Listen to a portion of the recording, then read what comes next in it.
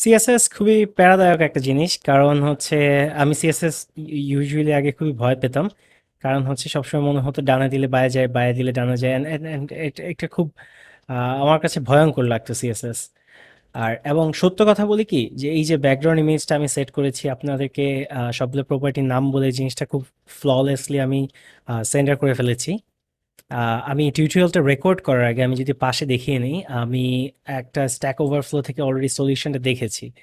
So সত্য কথা হচ্ছে যে এই সিএসএস লিখতে যে বা ডেভেলপমেন্টে অর ইভেন যখন প্রোগ্রামিং করবেন, আপনি অনেক সময় অনেক প্রবলেম পড়বেন, যেটাতে আপনার মনে হতে পারে যে এই জিনিসটা আমার দ্বারা হবে না।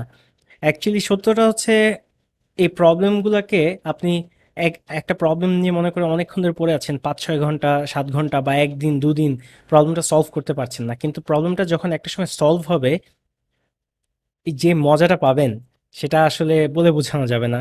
মানে কোনো একটা অ্যাচিভমেন্ট হওয়ার মতো। হয়তো এই জিনিসটা অন্য কেউ বুঝবে না, বাট আপনি নিজে বুঝবেন। এবং এরকম প্রচুর এই ঝামেলায় পড়ে বা প্রবলেমে পড়ে সলভ করতে না পেরে ২-৩ দিন ওয়েট করে করে এখন অভ্যাস হয়ে গেছে। অ্যান্ড এটা খুবই মজার জিনিস, কারণ হচ্ছে এই অনেক সময় পরে যখন প্রবলেমটা সলভ হয় তখন আসলেই খুবই মজার হয়।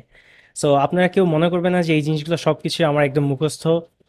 ইভেন টিউটোরিয়ালটা বানানোর আগেও আমি কিছু জিনিস পড়ালেখা করেছি। যেমন আমি বলেছি অলরেডি যে ব্যাকগ্রাউন্ড ইমেজটা ক্রিয়েট করার জন্য আমার এই সেন্টার করার জন্য আমার এটা ডেইলি লাইফে করতে হয় না। সো আমার এই জিনিসটা মুখস্থও ছিল না। সো আমিও নিজেই এটা গুগল করে নিয়েছি। অ্যান্ড সো গুগল করা একটা বড় স্কিল, বা সলিউশন ফাইন্ড আউট করা একটা বড় স্কিল, এটাই বলতে চেয়েছি। সো আমরা কন্টিনিউ করি। আমরা বলেছিলাম পাশে, লাস্ট টিউটোরিয়ালে আমরা দেখিয়েছিলাম পাশে হচ্ছে কালার দেওয়া যায়, ব্যাকগ্রাউন্ডে কালার দেওয়া যায়। আমরা কালার না দিয়ে একটু গ্রেডিয়েন্ট দিব। সো গ্রেডিয়েন্ট কি জিনিস আমার মনে হয় ভিজুয়ালি দেখালে আর অনেক ইজিয়ার হয়। Gradient colour. সো গ্রেডিয়েন্ট হচ্ছে বেসিক্যালি দুটা বা মাল্টিপল কালারের মিক্সচার। এখানে অনেকগুলো কালার, সো একটা থেকে একটা ব্লেন্ড ইন হয়ে গেছে। সো আমাদের এখানে ইমেজটা কিন্তু একটা থেকে একটা ব্লেন্ড হয়েছে। আমি এই ইমেজটা, এই ইমেজটার মতো এই সাইডে আমি হচ্ছে দিব, এবং এই সাইডে একটা দিব। সো শুরু করা যাক। শুরু করার আগে আমরা আরো একটা সাইট দেখে আসি। এটা ক্লোজ করে দেই। অ্যান্ড সেটা হচ্ছে সিএসএস। আচ্ছা, আমি ডিরেক্ট ওয়েবসাইটে না যেয়ে আমি জাস্ট গুগলে লিখি সিএসএস গ্রেডিয়েন্ট জেনারেটর। সো আমি কখনোই সিএসএস গ্রেডিয়েন্ট কিভাবে বানায় সেটা মুখস্থ করি না। কোনো না কোনো সাইট থেকে আমি হচ্ছে নিয়ে নেই জিনিসটা। সো আমি এখানে হচ্ছে, এবং এমন অনেক গ্রেডিয়েন্ট জেনারেটর আছে। আমি এইখানে এটা ভার্টিক্যালি যেহেতু করব, আমি জিনিসটা এমন দেই 180, আর হচ্ছে, এবং এটা কপি করে নিব, কপি টু ক্লিপবোর্ড। আমি সিম্পলি মেইনে আমি এটা পেস্ট করে দেব। আমি যদি রিলোড দেই, সো এটা আমার ইমেজটা সহ ঢেকে দিয়েছে। এখন আমি একটা কথা বলেছিলাম, মেইন ডিভটাকে কিন্তু র্যাপ করে আছে বডি। সো বডি হচ্ছে মেইন ডিভের প্যারেন্ট ডিভ। আমি যদি বডির মধ্যে ব্যাকগ্রাউন্ড দেই, আমি এইচটিএমএল এ দেব না, আমি জাস্ট বডিতে লিখে দেই। সো বডির ব্যাকগ্রাউন্ডে হচ্ছে এই গ্রেডিয়েন্টটা, তার মধ্যে মেইনের মধ্যে একটা ব্যাকগ্রাউন্ড ইমেজ। সো এটা চলে আসছে। বাট আমাদের প্ল্যান ছিল এটা থেকে এটা এমন একটা গ্রেডিয়েন্ট জেনারেট করবো যেটা এখান থেকে এটার সাথে মিলবে। সো ওইটার জন্য আমি আহ, আরো একটা সাইট পেয়েছি, যেটা হচ্ছে colorado.com। তাও হচ্ছে আমি গুগল করে খুঁজেই বের করেছি ইমেজ থেকে কিভাবে গ্রেডিয়েন্ট জেনারেট করে। সো আপনি এটাতে যদি আসেন, আপনি একটা জিনিস খেয়াল করবেন, আমি স্টেপস বাড়িয়ে 11 করে নিয়েছি। সো 11টা স্টেপ, আমি যত বেশি স্যাম্পল নিব আমার তত বেশি মিলবে। সো এইটা আমাকে জাস্ট এক একটা কালার দিয়েছে। দেখতে পাচ্ছেন E2FFF এই কালারটা, দেন এই কালারটা আস্তে আস্তে এই কালারটাতে আসছে। এখন এই ইমেজটার মধ্যেই এইখানে যেটা ব্যাকগ্রাউন্ড গ্রেডিয়েন্ট দিয়েছি আমি দেখতে পাচ্ছি 180 ডিগ্রি। প্রথমটা হচ্ছে কত ডিগ্রিতে হচ্ছে, 180 ডিগ্রি মানে হচ্ছে ভার্টিক্যাল, কত ডিগ্রিতে এই গ্রেডিয়েন্টটা পড়বে সেইটা। দেন প্রথম কালারটা হচ্ছে RGBA।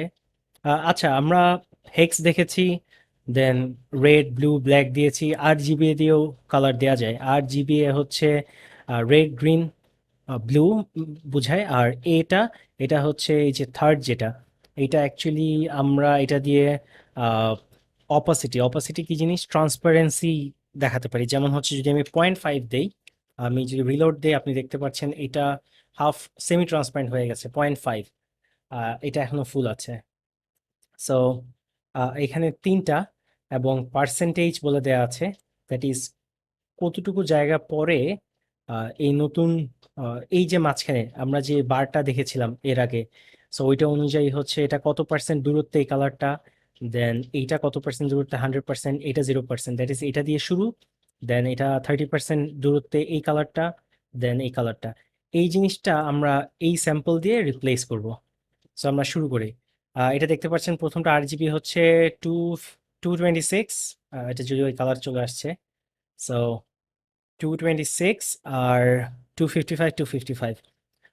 আচ্ছা, একটা জিনিস just ছোট্ট একটা জিনিস বলিনি, RGB আমাদের যে কোনো কালার ডিজিটাল ওয়ার্ল্ডে আমরা যখন যেই সব কালার দেখি সবকিছু অ্যাকচুয়ালি রেড, গ্রিন এবং ব্লু দিয়ে ক্রিয়েটেড, এবং এক একটা রেঞ্জ হচ্ছে 0 থেকে 256 পর্যন্ত। সব যদি 000 দেই, আমি জাস্ট একটু দেখিয়ে নিই। আসলে আহ, এগুলো চলে আসলে মাথায় আসলে না বলে পারা যায় না। আমি যদি 0 দেই, 0, 0 অ্যান্ড 1টা হচ্ছে অপোসিটি। আমি যদি এটা দিই দেখতে পাচ্ছেন পুরোটা ব্ল্যাক, দ্যাট ইজ কোনো কালার নেই।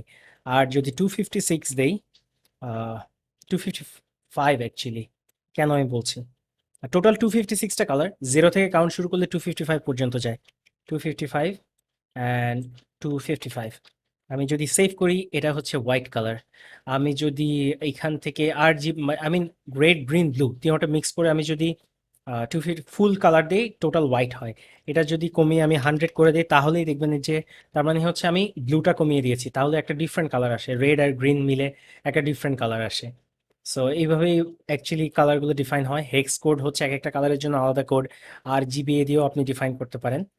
সো আমি খুব কুইকলি এইখানে যে RGBA কালারগুলো আমি এগুলো এখানে বসিয়ে দেবো। আমি একটা জাস্ট প্রথম একটা দেখাবো, দেন বাকিগুলো কুইকলি করে ফেলবো। 250, 226, দেন আচ্ছা আমি RGBA না নিয়ে হেক্স কালার নিয়ে নিতে পারি, এখানে রিপ্লেস করে দেই। সো আমি যদি এখন দেখাই, এই কালারটা চলে আসছে, দেন এই কালারটা নিব, আহ, দেখাই আমি। সো সরি, এই পেজটা কেন রিলোড দিচ্ছি। খুব লাইট একটা কালার আসছে, এবং আমি এটাকে টোটাল কয়টা নিয়েছি, টোটাল নিয়েছি 1, 2, 3, 11টা নিয়েছিলাম আমি। ওকে, সো 11টাকে যদি আমি টোটাল এখানে দেই, প্রতিটা 10, 10, 10 করে দেই, যে কোনো একটা ফেলে দেই আসলে, তাহলে আমাদের হিসাব করতে সুবিধা হবে। আমি এখান থেকে একটা কমায় 10টা করবো। এটা চলে গেছে, এই জিনিসটা আবার ক্রিয়েট করে নেই।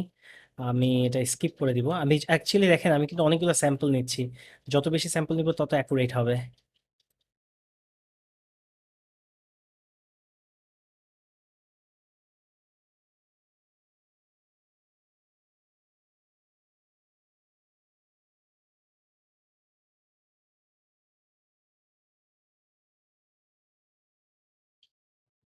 সো আমি অ্যাকচুয়ালি সবগুলো এখান থেকে কালার প্রথম থেকে শেষ পর্যন্ত বিভিন্ন ডিস্টেন্সে বসিয়ে নিয়েছি।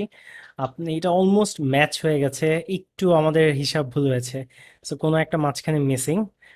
সো পুরোটা কালার অলমোস্ট মিলে গেছে এটার সাথে, মাঝখানে কোনো একটা হোয়াইট মিসিং মোস্ট প্রবাবলি।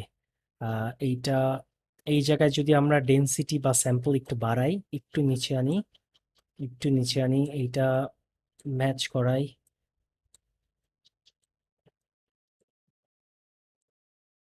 এটা একটু ম্যাচ করাই। আচ্ছা, এটা হবে না, কারণ হচ্ছে আমরা 10%, 10%, 10% বলেছি। সো এইটা আমরা একদম পুরোপুরি ম্যাচ করাই, না হলে জিনিসটা মিলবে না। সো এই জন্য জিনিসটা মিলে নাই। আমার মনে হয় কি এই জিনিসটা মিলানোর সবচেয়ে বেস্ট অপশন হচ্ছে আমাদের ইন্সপেক্ট এলিমেন্ট। আমি মেইনে দিইনি, আমি বডিতে দিয়েছি। অ্যান্ড আমার কোন কালারটা যেন সমস্যা করছিল, এইটা, এটা 70%, 70%-এর জায়গায় যদি আমি 69% দিই, একটু উপরে উঠছে। এটা উপরে ওঠানোর সাথে সাথে ওইটাকে একটু উপরে উঠাতে হবে।